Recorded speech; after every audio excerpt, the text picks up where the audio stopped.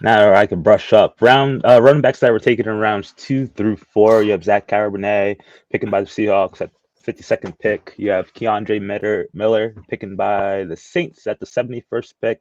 Titans got Tajay Spears at the 81st pick. The Dolphins got Devon E chain. uh, a chain A chain, yeah. A chain pick 84. Jaguars got Tank Bigsby at pick 88. And then the Bears took Roshan Johnson with the 115th pick in round 4. John, I'll let you discuss each one, and then you could just name off any running backs you feel comfortable taking at round 1 or the end of round 1. So these landing spots killed me because all these landing spots on paper stink. Like you don't want I love the talent of a lot of these players, but the landing spots were so tough. Roshan Johnson, to me, interesting, lands in probably the best situation where I think Roshan has a role where he really could. They like Khalil Herbert. They talk about Khalil Herbert, but there is no realm of ties to Khalil Herbert. They don't have to move forward with him, and they're not committed to him being a 300 touch guy either. So, Roshan could walk in and easily carve out a big role. So I'm interested in Roshan Johnson. Kendre Miller, again, I was high on the talent in the scouting process. He lands in a situation where if Alvin Kamara misses time, I know we were really high on Jonathan Williams Jamal Williams. Thank you. I get so confused. Jamal Williams. I know we're really high on him, and he's great touchdown machine. And it's interesting because Kendre Miller kind of falls in the same ilk and archetype as him, but could get into an interesting situation if things change. Tajay Spears, I like as well because of the fact that if Derrick Henry gets traded this season or gets moved in the offseason or anything like that, Tajay Spears could instantly vault into a RB1 type of role. A-Chain, I wasn't high on pre-draft, but landing spot I said was going to be big for him, where if he lands somewhere where he finds an offense that knows how to use him, he can be very useful. So A-Chain to me is not going to be a high touch, high volume guy, but when he touches the ball, it will be electric and it'll be big plays. So he would be a fun like flex player in your roster, like could hit every once in a while for a big 60-yard run, but he's only going to touch the ball maybe 8 to 10 times a game. So his floor is very low. And then Tank Bigsby and Zach Charbonnet, I think, fall in really tough situations. I don't know.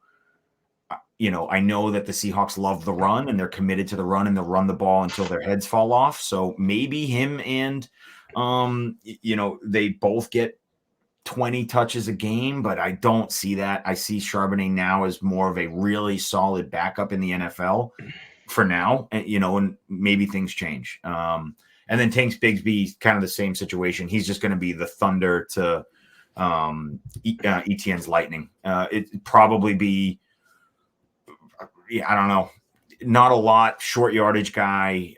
I also think that they like ETN in the red zone, so I don't think he'll be a red zone guy. I just think he'll be kind of a thumper when they need like a yard or two, and they just kind of guarantee it. So that's just, it stinks because I like all these talents, and if the situations changed, it would be totally different. But I think none of them, where the wide receivers went and situational and even tight ends, to be honest with you, some of these guys maybe back of the first, maybe, but I'm not going crazy. I'm not taking some of these guys like 106, like we were doing for a while.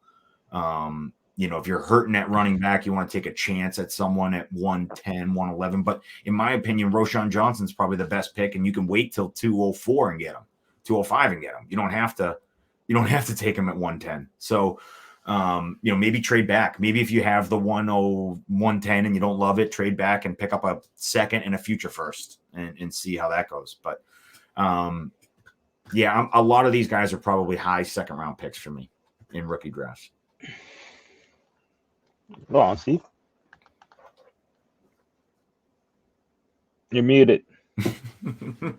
Muted up. Sorry about that. So, I'll start at the top here. Zach Charbonnet, going to Seattle was just a major, like, what the hell kind of situation here. Because it obviously hurts his value as a potential 3-down back. He doesn't have that anymore. I don't know how they're going to use these two together.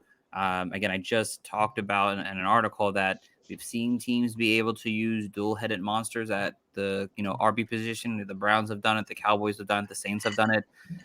So, I mean, Seattle is a very run-heavy team.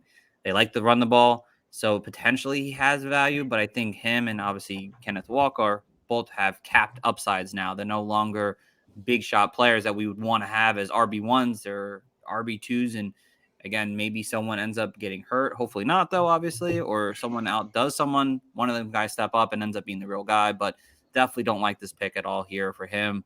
Kendre Miller. I probably wouldn't take him in the first 8 probably 10 or 11 picks in the draft. I just wouldn't touch him.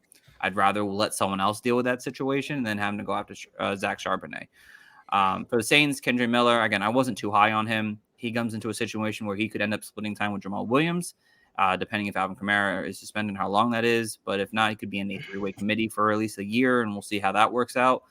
Again, he was kind of that bigger back, in my opinion, so he could end up having some role, but I definitely don't care for the landing spot. I would prefer them go for like a Tyjae Spears. I wish they went that direction. That would make me feel so much better about that situation. But he kind of is similar to what Jamal Williams is to some extent. Mm-hmm. And again, 2nd-round pick probably, not really late 2nd-round pick probably in my opinion. Tyjae Spears, love the landing spot for him. He has potential to be the 2024 starter after Derrick Henry leaves. Again, I know there's some medical conditioning that just arose after they picked him. Something about that he's not fully healthy. So something you want to keep your eyes on. There's a news article on it out there on NFL.com. So check that out. Again, I still like him. I don't know. After I read that article, I don't know if I like him as much as the 1st-round pick. Probably a high 2nd-round pick. I feel more comfortable going that direction with him. He definitely has an opportunity to be a day one starter in 2024, and obviously split time with Derrick Henry as a complement, change of pace back. Devon Achane from Miami. I like the pick. I obviously like the pick here. He's kind of a younger Raheem Mostert. If he can stay healthy, we saw what Raheem Mostert could do on 190 touches. Decent work. He's probably, in my eyes, a late 1st-round pick. I know I got him at the 110 or 111 in a recent draft here because I need running back, and that with the players on the board or the players we're talking about now, he has the best opportunity to probably get a big chunk of the work this year and then potentially be the 2024 starter, or at least the 1A or 1B of the offense there, who likes to run efficiently. The Jags, I like Tank Bigsby. I don't like him going to the Jags as much. It definitely shows something for the Jags and Travis Etienne's trust to go get a guy in the 3rd round.